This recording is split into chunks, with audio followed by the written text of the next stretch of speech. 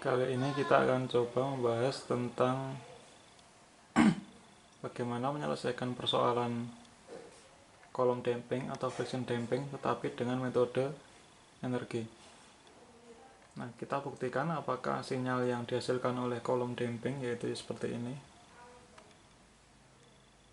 Ini pada video sebelumnya kita sudah bahas hasilnya, bagaimana bisa dapat ini, bagaimana bisa ketemu 2 Fg per K, 4 Fg per K dengan metode yang konvensional, yang biasa. Nah, kita akan coba analisis getaran ini dengan menggunakan metode energi, apakah hasilnya nanti sama dengan yang ini. Oke, kita mulai yang metode energi.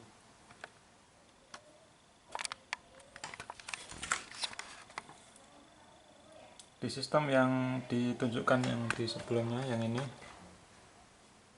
adalah terdiri dari sistem massa, pegas, dan juga di bawahnya ada gesekan.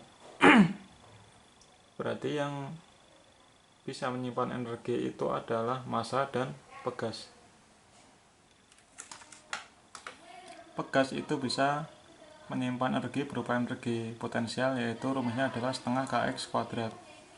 Sedangkan untuk massa itu bisa menyimpan energi berupa energi kinetik yang dirumuskan sebesar setengah mv kuadrat. Nah, asal-usul rumus setengah kx kuadrat dan setengah mv kuadrat itu bisa dilihat lagi di video tentang metode energi sebelumnya. Kemudian, karena ada gesekan yaitu di antara balok dan lantai, kita gunakan prinsip work energy, prinsip kerja dan energi. Nah, bagaimana rumus dari kerja dan energi? Ini kita review sebentar dari pelajaran SD maupun pelajaran SMP maupun SMA. Ini kita bahas tentang gerakan sebuah benda. Ini yang tanpa gesekan, misalkan bahwa jarak itu adalah kecepatan kalikan waktu. Kecepatan dari benda ini kalikan waktu itu adalah jarak. Kemudian kecepatan itu adalah turunan dari jarak. Dirumuskan secara matematik bahwa V itu sama dengan ds per dt. Nah, dari persamaan ini kita bisa ketahui bahwa dt itu adalah ds per V. Ini dari ini ya, dt dibawa ke kiri, V dt sama dengan ds, maka dt nya itu adalah ds per V. Kemudian dari rumus jarak, kecepatan ada percepatan. Percepatan adalah turunan pertama dari kecepatan, yaitu dv per dt, dirumuskan secara matematik. Nah, selain ketiga rumus ini, kita juga gunakan rumus yang keempat, yaitu hukum Newton kedua, yang menyatakan bahwa gaya itu sama dengan massa kalikan percepatan. Nah, A nya itu kita sudah tahu bahwa A itu adalah dv per dt, kita substitusi ke sini, sehingga gaya itu sama dengan M kalikan dv per dt. dt itu adalah ds per dv, sehingga F sama dengan M dv per ds per V. Nah, V kita bawa ke atas, berarti gaya itu sama dengan M V dv per ds. ds kita bawa ke kiri, sehingga menjadi fds sama dengan M V dv. Kita hilangkan ds nya, karena F kalikan dengan ds adalah, kalau kita jumlahkan supaya ds adalah selisih dari waktu, maka kita jumlahkan ds ini kalikan F atau diintegralkan. Penjumlahan integral. Jadi ini kita integralkan supaya tidak ada dv dan ds nya. Nah, ini kita integralkan dari jarak yang satu ke jarak yang kedua, jarak yang pertama ke jarak yang kedua. fds ini integral dari v1 menuju v2 M dv dv. Nah, ini kita integralkan, berarti F kalikan S2 kurangi S1 selisih jarak sama dengan M integral dari, ini kan konstan, integral V dv sama dengan M setengah V kuadrat dengan batas V1 sampai V2. Ini kita masukkan ke dalam kondisi batasnya, sehingga F kalikan S2 kurangi S1 sama dengan M setengah V2 kuadrat dikurangi setengah V1 kuadrat. Kita rapikan, F S2 min S1 selisih jarak sama dengan, ini adalah selisih setengah MV kuadrat dikurangi setengah MV1 kuadrat, ini adalah energi kinetik, ini energi kinetik berarti F jarak gaya kalikan jarak itu adalah kerja satuan Joule, itu sama dengan selisih energi kinetik. Dalam hal ini adalah kinetik ya.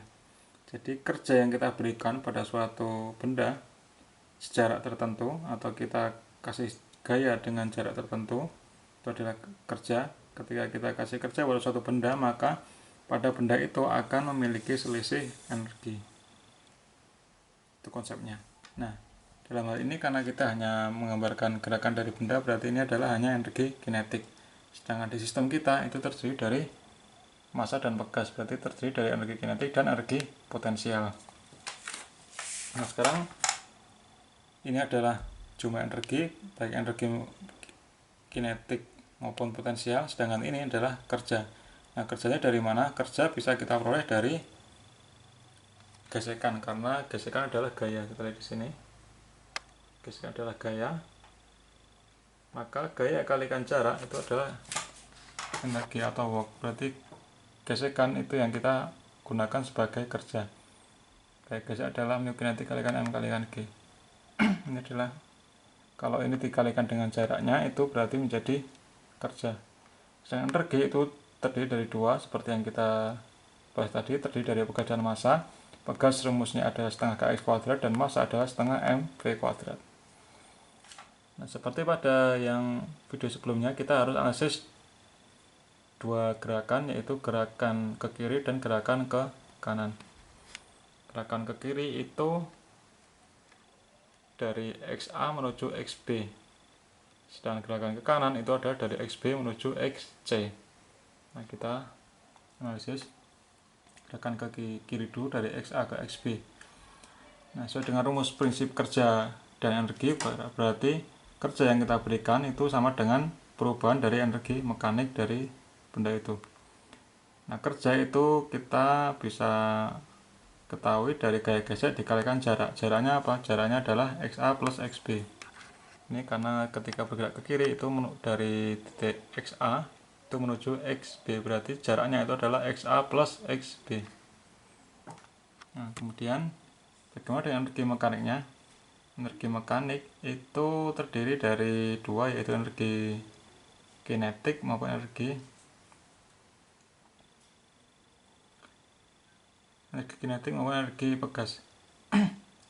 Nah, selisih energi mekanik berarti kita lihat di sini bahwa energi mekanik itu lebih besar dialami atau dipunyai ketika di XA dibanding dengan XB. Berarti kenapa? Karena simpangannya atau pegasnya, tarikan pegas itu lebih besar di titik XA dibanding dengan XB-nya. Nah, berarti selisihnya itu yang besar dikurangi yang kecil, yaitu kita gunakan energi mekanik yang di titik XA dikurangi dengan energi mekanik di titik B. Tuliskan di sini, energi mekanik di titik A, XA dikurangi dengan energi mekanik di titik B atau XB. Nah, ini kita uraikan. Energi mekanik terdiri dari energi potensial pegas dan energi kinetik. Energi potensial pegas itu adalah setengah kxa kuadrat karena jaraknya adalah xa kuadrat titik A tambah setengah mva kuadrat. Ini adalah energi kinetiknya dikurangi posisi di titik xb, yaitu setengah energi kinetik, energi pegasnya ada, potensial pegasnya adalah setengah kxb kuadrat ditambah dengan setengah mvb kuadrat. Ini adalah energi kinetiknya.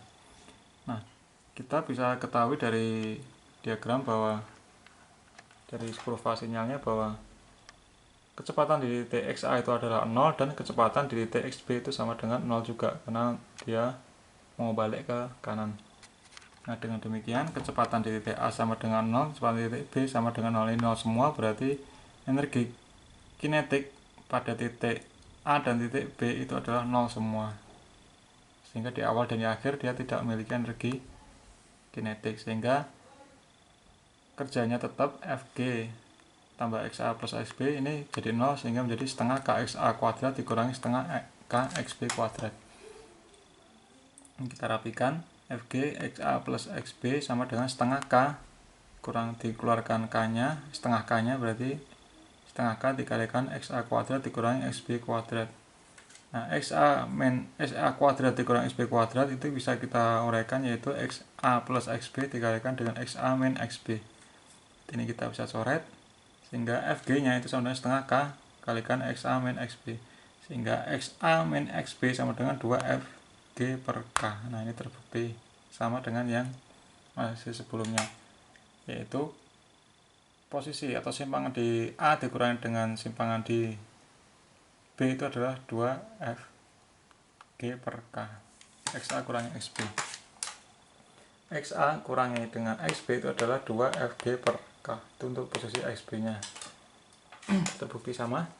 Nah, dengan cara yang sama kita analisis dari XB ke XC, yaitu gerakan ke kanan. Nah, dengan cara yang sama, yaitu posisi XB plus XC sama dengan energi mekaniknya adalah yang besar itu adalah yang posisi yang B di awalnya, berarti setengah K XB kuadrat dikurangi XC kuadrat, ini sama, coret. Ini FG sama setengah K XB min XC, sehingga XB kurangi XC itu adalah 2FG per K. Nah, sedangkan XB itu adalah XA min 2FG. Nah, ini kita substitusi ke sini, XB nya XC sama dengan XB kurangi 2FG per K. Nah, ini kita substitusi menjadi ini. Ini kita masuk ke dalam sini. Ini kalau dijumlahkan menjadi XA dikurangi 4FG per K. Nah, ini ingat, ini adalah kinetic friction. Nah, ini kita ketahui bahwa simpangan XC itu sama dengan simpangan XA dikurangi 4FG per K. Kita lihat, simpangan di C itu adalah sama dengan simpangan di A dikurangi 4FG per K, sama. Nah, jadi dengan cara konvensional yang ini yang lumayan panjang maupun dengan yang metode energi ini menghasilkan hasil yang sama. Nah, tergantung bagi kita mau memilih menggunakan yang cara yang mana. Oke, terima kasih. Ini untuk yang teori yang friction damping atau kolom damping. Nah, selanjutnya kita bahas tentang contoh soal yang ada hubungannya dengan kolom damping. Terima kasih.